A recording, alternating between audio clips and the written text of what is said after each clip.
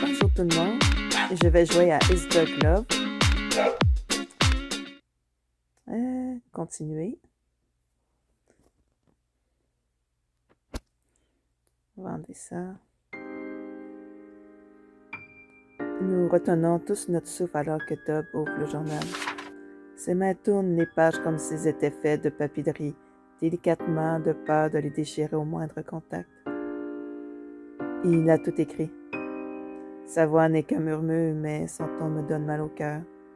C'est presque comme s'il allait nous dévoiler un secret douloureux, un passé qui vient le lanter. Est-ce que ça dit quelque chose sur toi?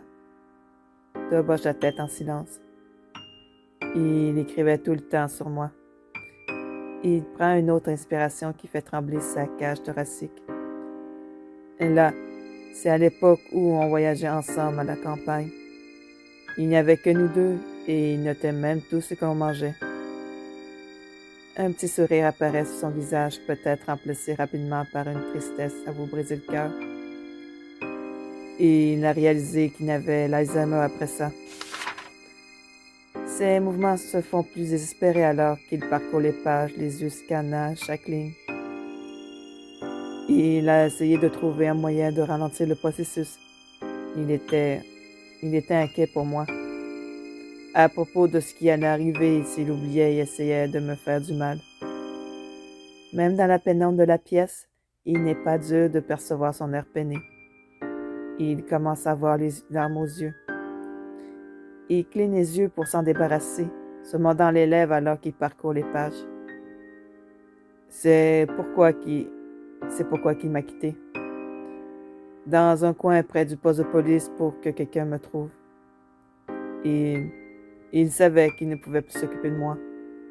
Il savait qu'il pourrait oublier. Il ne voulait pas me blesser. Il pose le journal, la tête baissée pour ne pas qu'on puisse voir son visage. Je jette un coup d'œil aux pages ouvertes. Je regretterai à jamais de le laisser. C'était mon meilleur ami et le meilleur compagnon qu'un homme puisse espérer avoir. Je remercie le ciel d'avoir pu passer toutes ces années avec lui, même si ça ne durera que plus très longtemps. Je sais qu'il va me manquer. J'espère qu'en temps voulu, il me pardonnera également. Mais pour l'instant, je ne peux que gérer les derniers moments qui me restent avec mon précieux compagnon. De douces larmes tombent sur le bureau et je lève les yeux vers Dob. Son regard est un mélange de peine et de soulagement. Ses larmes salées tombent sur sa peau douce. Que faire?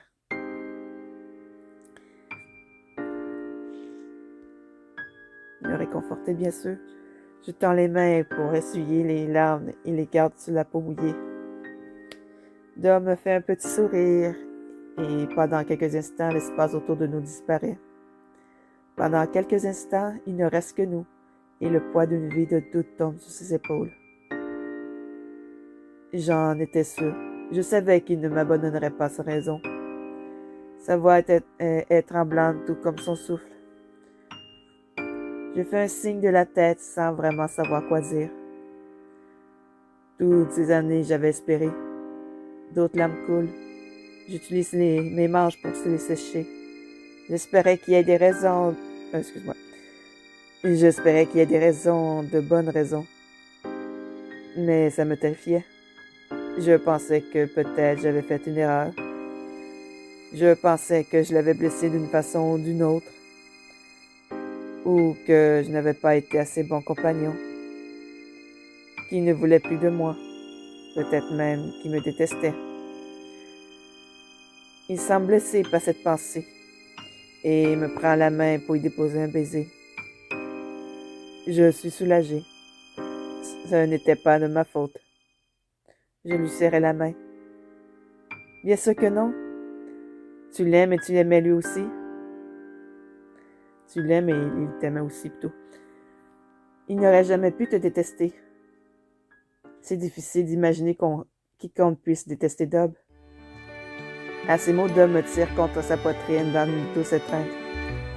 Mes yeux s'écarquillent alors que je me perds dans ses bras. Je peux entendre son cœur battre les joues blotties contre son torse.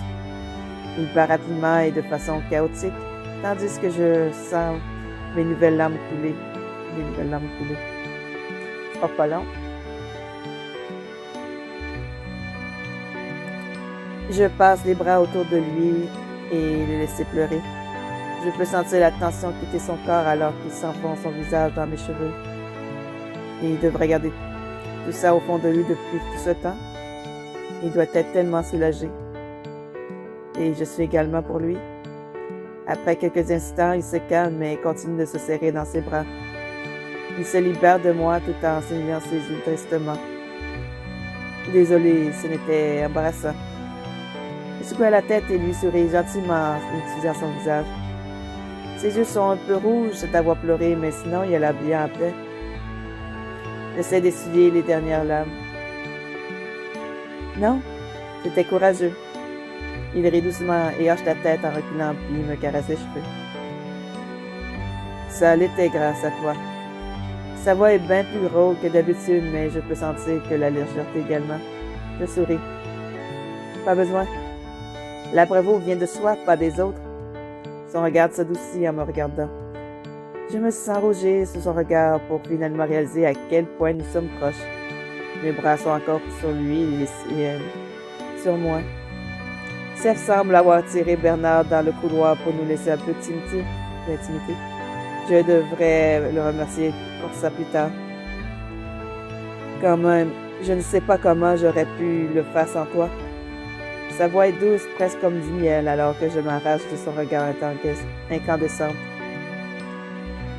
Je recule et il me lâche, même si je ne peux m'empêcher de remarquer que ses mains me frottent les bras en me quittant. Seth racle la gorge dans le couloir tandis que Bernard regarde les alentours avec curiosité. On est allé fouiller le reste de la maison, mais on dirait que le journal est notre seul indice. Dob hoche la tête alors qu'ils reviennent dans le salon. Ça suffira. Merci les gars d'avoir cru en moi et de m'avoir encouragé. Seth et Bernard acquiescent alors que nous retournons tous les quatre dans le couloir et traversons la porte. Dob serre le journal contre lui comme un trésor perdu. On devrait retourner à la maison de retraite. Bernard hoche la tête. Ouais. Et pour que tu puisses voir Gabriel une dernière fois. Dob acquisa le regard perdu au loin, alors que nous nous dirigeons vers une rue principale pour prendre un taxi. Tu penses qu'il a laissé le journal ici pour que tu le trouves? Dob se retourne l'air paisible. Ouais, je pense que oui. Je pense qu'il savait que je reviendrais le voir un jour. Parce qu'il t'aime? Et qu'il savait que c'était réciproque. Je souris, sentant ma poitrine se remplir de chaleur, sachant que Dob a enfin obtenu des réponses. Il n'est pas facile de convaincre l'infirmière de nous laisser voir Gabriel à nouveau. On dirait que pendant notre courte absence, on était apeurés. Après votre départ, son état s'est rapidement détérioré. Elle baisse la voix pour que nous expliquions, la voix pleine d'inquiétude. Nous craignons qu'il ne lui reste que très peu de temps. Je regarde Dob dont le visage est pâle et peiné. Je vous en prie, vous devez me laisser faire mes adieux. Je serre les lèvres. Que dire?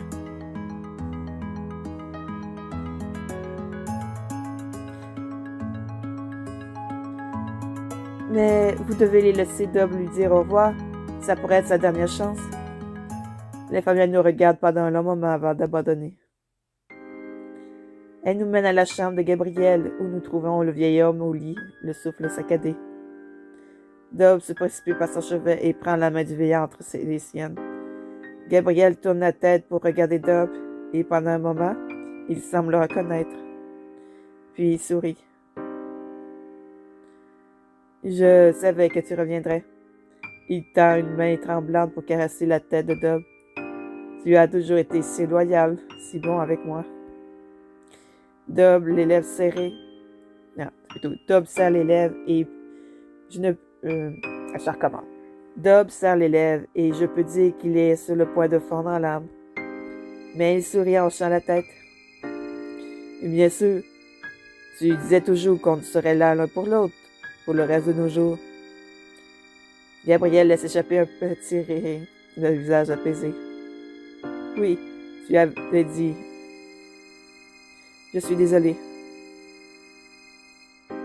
Dob secoue la tête, serrant la main de Gabriel. Tu as fait ce que tu pensais être le mieux pour moi.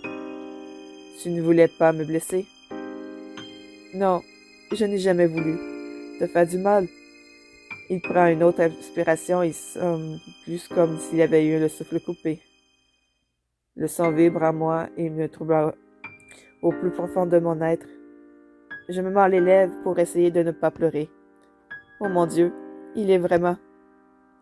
Gabriel caresse la tête de Dob pour une dernière fois avant de se laisser tomber la main sur le lit. Tu étais le meilleur ami qu'un homme puisse espérer. Sa voix disparaît un petit peu à chaque mot. Mon cœur est tellement serré que je pense qu'il va exploser. Merci. Nous regardons dans un silence chagriné la poitrine de Gabriel se lever et retomber une dernière fois avant de s'immobiliser. Dob baisse le regard vers leur main et pendant un instant, le silence règne dans la salle. Et puis Dob lève la tête et lâche la main de Gabriel. Je vous en prie, enterrez-le avec ça. Il place le journal sur le lit, à côté de Gabriel avant de se lever et de se diriger vers la porte. La famille hoche la tête en silence alors que nous quittons toutes les quatre la maison de retraite. Le chemin de retour vers la boutique est relativement silencieux. Même Bernard reste surprenamment calme. Dob ouvre la marche d'un pas assuré. Il n'a pas l'air si triste par contre. Bernard garde la voix basse en se laissant comme pour me dire un secret. Je pousse un petit rire en voyant son ton conspirateur. Ouais, mais ça va encore lui prendre du temps. Seth offre la tête. Mais nous sommes là pour lui. Je hoche également la tête. En effet, même ses pas ont l'air plus légers. Il sourit, ce qui me force à faire de même. Que dire? C'est vrai. C'est vrai. Je suis contente qu'il ait pu découvrir la vérité. Bernard et Steph hochent tous les deux la tête. C'est qu'une fois que nous sommes à une rue du paradis des chiens que nous comprenons que quelque chose ne va pas. Ah, qu'est-ce qui se passe? Un camion de pompiers nous dépasse à toute allure et nous tournons tous la tête.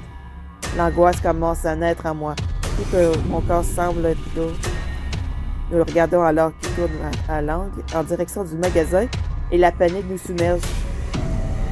La boutique. Dis-moi, ce n'est pas vrai? Dob est déjà en train de se jeter à la poursuite du camion et nous suivons. Oh non. Nous tournons à l'angle pour finalement nous retrouver en face d'une scène des plus horribles. La famille remplit la rue alors qu'un petit attroupement observe l'endroit où se tenait notre animalerie. Je tousse en secouant la main pour essayer d'échapper à la séparer de la fumée de l'air alors que nous approchons. J'entends Bernard pousser un cri à côté de moi avant que la fumée ne disparaisse pour que je puisse voir toute la scène. Mon cœur se brise. Un tas de débris incandescents se tient à la place du paradis des chiens. Quelqu'un a dû mettre le feu à notre boutique. Il y a un troupe de pompiers en train d'arroser le bâtiment pour s'assurer que le feu soit complètement étouffé. Oh mon Dieu! Il a complètement dévasté. Dob se tient là, figé alors qu'il regarde le feu trop secoué pour réagir. Seth, toutefois, prend une grande inspiration et part les épaules raides. Je les regarde tous les trois. Que faire? Ce serait mieux de rester là, j'ai plus de deuxièmement. Je veux le rejoindre, mais je décide qu'il vaut mieux lui laisser un peu d'espace. Bernard et Dob ont besoin de moi à ce moment. Et nous devons découvrir ce qui s'est passé. Je me retourne vers Bernard en train de pleurer, la tête dans les mains assis sur le trottoir. Je me laisse et lui caresse le dos. Ne pleure pas, Bernard. Ça va aller. On va appeler la police. On va mettre la lumière sur tout ça. Bernard hoche la tête, puis hoche tout en reniflant. L'un des pompiers approche Dob et je peux vaguement entendre parler. Apparemment, quelqu'un est venu quand nous étions absents, il a mis le feu. Évidemment, il privilégiait la piste de l'incendie criminel. Quelle horreur. Mais je pense savoir qui a fait le coup. C'est ça le casseur a remis ça. Seth réapparaît après quelques minutes et regarde glacial, mais plus calme que tout à l'heure. Il vient d'étouffer les cheveux de Vanna. Il les cheveux de Vanna. Allez, inutile de pleurer. Nous en sommes tous en sécurité et nous pourrons toujours le reconstruire. Je hoche la tête en soupirant, soulagé de voir ce que Seth va bien. Ça prend bien trop longtemps à la police et aux pompiers de partir, mais ils finissent par quitter les lieux. Ils nous laissent tous les quatre en face des ruines de notre paradis et je soupire un grand coup. Cette journée a duré bien trop longtemps. Vanna essuie ses yeux. Qu'est-ce qu'on va faire maintenant? Nous n'avons plus de maison. Dob serre les lèvres, prêt à dire quelque chose, mais je frappe des mains. Eh bien, je suppose qu'on n'a pas le choix. Il se retourne vers moi, chacun la confus à sa manière. Je leur envoie un petit sourire. Vous allez devoir rester chez moi pendant un moment.